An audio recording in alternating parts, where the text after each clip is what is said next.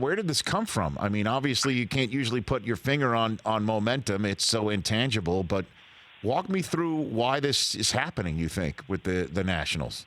Well, at the beginning of the year, they had a lot of injuries. When Trey Turner went down, he hurt his finger bunting, missed about 5 weeks with an injury, but he played through a lot of it with a broken finger.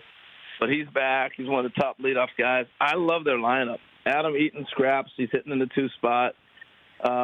Soto, we watched last night. I've been saying this for a couple of years. I think he's the best hitter in baseball. And then you look at Rendon had an MVP type of year, but it's been Zimmerman and Howie Kendrick who have just extended this lineup. And before you know it, they got on a roll, and things just fell together for them. And we've seen it happen with clubs. Can't really explain it, but it's just fallen that way, and they've taken off.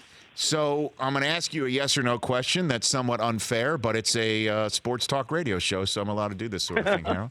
All right. Do you think the Nationals would be in this position if Bryce Harper was on it as a $300 million contracted player?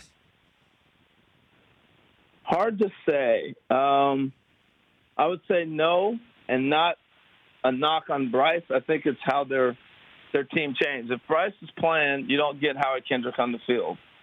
You don't see Eaton come up and scrap the way he does. They're a different ball club. I think a lot of times what happens when you have a star player on your team like that, you build your lineup and your style around him.